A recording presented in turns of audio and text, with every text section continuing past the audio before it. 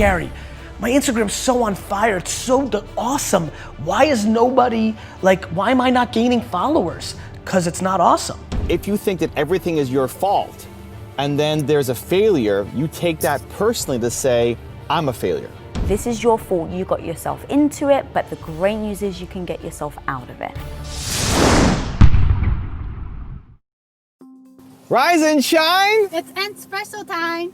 Hey Believe Nation, it's Evan, and every morning I bring you a shot of Entspresso to help you believe in yourself more and start your day with confidence. So good morning, grab your coffee, I believe in you, let's do this. Over to you, Gary Vaynerchuk. I wake up every morning. Espresso, keep me going.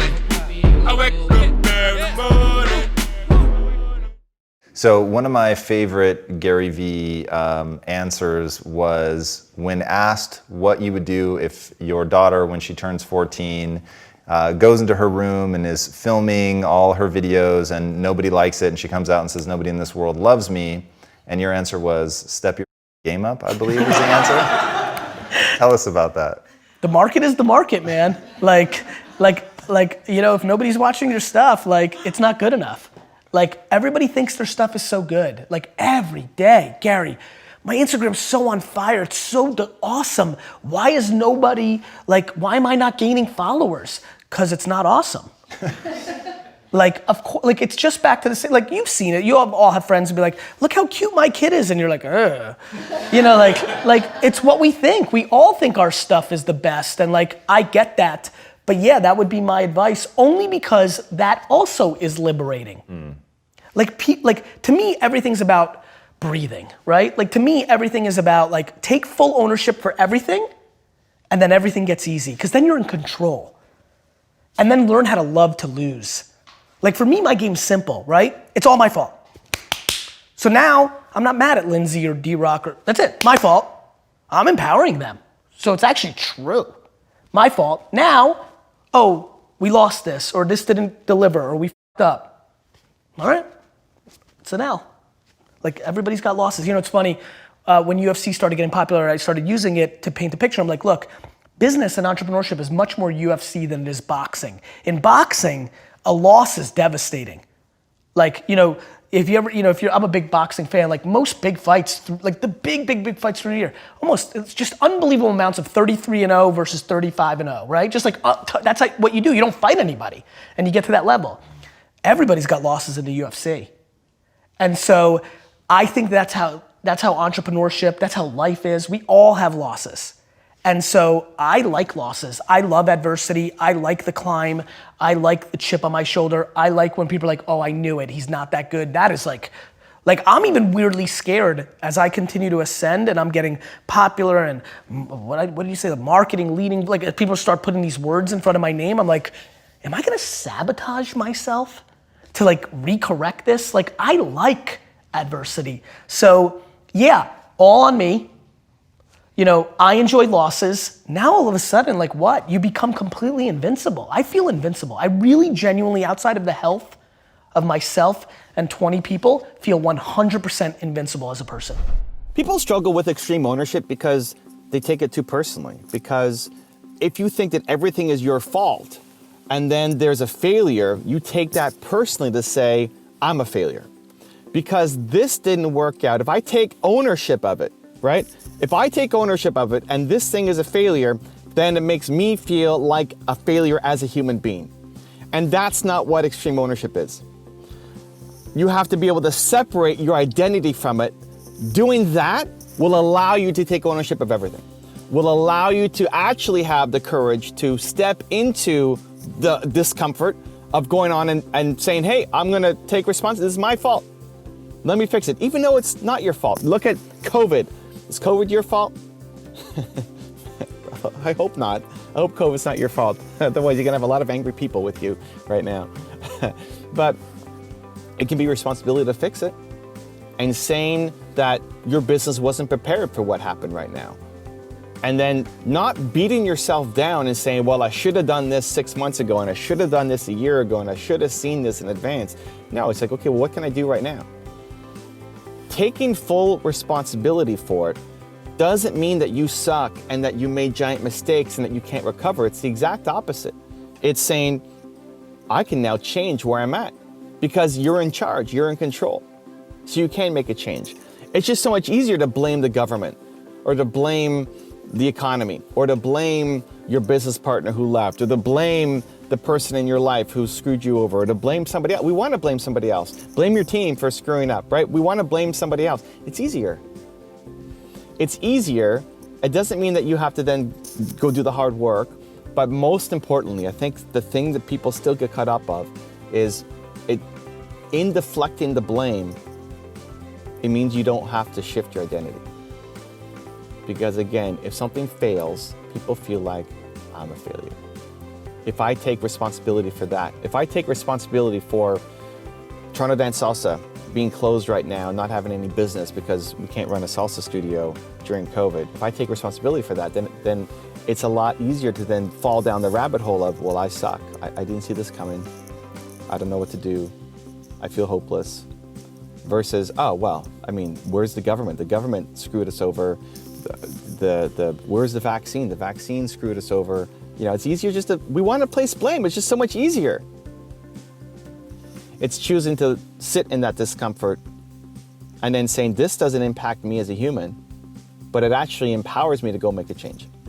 So if you're struggling with the idea of extreme ownership, of course, COVID's not your fault, but it's your responsibility to fix it. And if you struggle with that, if you're dealing with any kind of shock to your system right now, like COVID or like a death in the family or like somebody screwing you over or something, it's going to happen. You're going to constantly have these things happen to your life, to your business.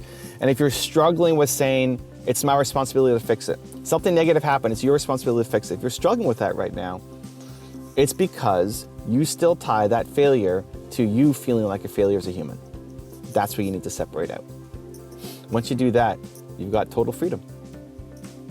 And it gives you the strength, courage, empowerment to actually go and make a change and to fix it instead of living in the land of complaining and blaming. Because when you're just blaming other people, your team, government, whoever, what happens? Nothing.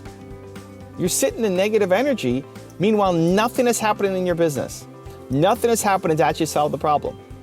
So it puts you in a state of resourcefulness that say, okay, I'm in charge, I'm gonna make a change. I'm gonna go make it happen. So for example, in my business, one of the things that I offloaded was my hiring process. I loved hiring, it's super important in my business. We've got 30 people on the team. And when Nina, my wife, came on board, she took over the hiring and I taught her my process and how we do things, and she started following the method. And I remember if maybe her first hire, if not one of her first hires, there's a guy who we really liked.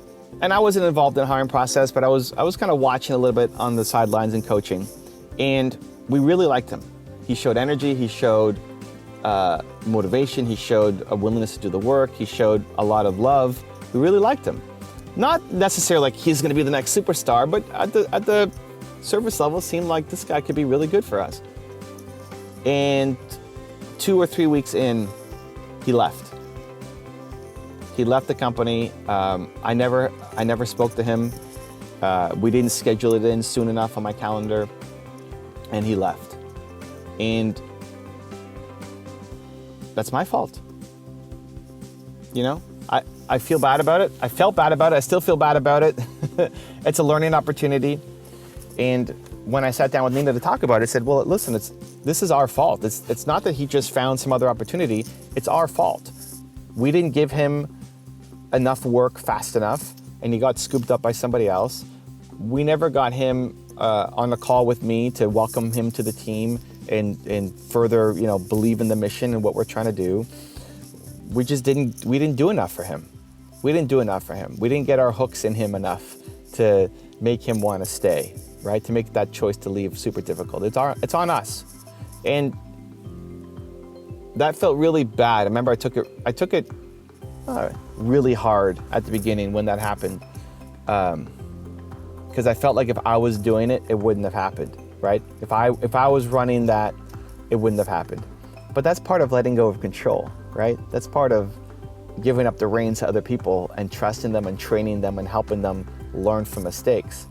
And so I said, Nina, this is our fault that this happened. It's not his fault. It's our fault that this happened. It's not that other company that hired him away. It's our fault that this happened. And sure, it's your fault, but ultimately it's my fault. It's my fault because I didn't train you well enough, because I wasn't involved in the process enough, and I felt bad that he left. And so it's constantly taking that mindset. I had a guy on my gaming channel, so I stream. If you guys want to connect with me one-on-one, the best places on my YouTube stream. I play League of Legends and answer your questions, and not a lot of people show up compared to an Instagram Live or YouTube Live. So your best chance to get me one-on-one. I had a guy show up and say, Evan, my content is awesome. I don't know how I'm not growing on YouTube. My content is amazing. I'm posting very frequently. What's the problem? I don't get it. I don't know why some people grow so quickly and I'm not growing. What happened? Help me. And so I said, okay, well, there's 3 things that we look for when we're looking at making YouTube content and growth. Step number 1 is, how consistent are you being? I want you posting at least 3 times a week. How much are you posting? It's like, yeah, I'm like 3 times a week. Okay, perfect. So you're posting consistently enough, because if you're not posting at least once a week, you don't really have a shot, especially in thought leadership. Great. Next, we got to see how much are people clicking through on your videos. What's your click-through rate, right? When they see your thumbnail and title, they're clicking through on it. Yes or no? So I said, what's your click-through rate? And I forget what it was, but it's something high. It was like 8 or 9 or 10% or something crazy. It's like, wow, your click-through rate is insane, right? That's crazy high. It's like, yeah, I know, right? I mean, I'm posting frequently. I got a high click-through rate. What's the problem? It's like, okay, step number 3. What's your retention? And one of the things I get obsessed about in my videos is trying to get 1 minute retention at 70%. That means 70% of the people who watch the video at the start are still there 1 minute later. It's a high bar to hit. If you're at 70%, you're extraordinary. If you're at 60%, it's really good. If you're 50%, it's okay. And if it's below 50%, you're gonna have a really hard time getting that video to do well. And so I said, what's your audience retention? Pick any video, pick a recent video, go look at your analytics. I'm coaching him while I'm playing League of Legends, so I can't see the screen. Like, go to your analytics right now. Pull it up right now. Find a video and tell me, look at your audience retention curve, go find it. I had to explain how to do it. Tell me where you're at 1 minute. And it was something crazy low. I don't know what it was, 20, 30%, something like that. Something super low. And so I said, hey, this is your problem right here, right? Your frequency is great. You're posting 3 times a week. Your click-through rate is on fire. It's amazing. People like clicking through on your videos, but your retention rate sucks. That means people aren't watching your video. Everybody's leaving. So if you're at 20, 30%, something like that in the first minute, there's no way that video is gonna take off. You need to get that to 70%. That should be your goal. And so this is where he's coming in saying his content's awesome. My content is awesome. Why am I not doing well? I'm following everything. I'm posting often. I'm getting click-throughs. My content's great. Why is my channel not growing? Well, your content's not that great. People don't like it, right? The data is telling us. Everybody's leaving the video really quickly.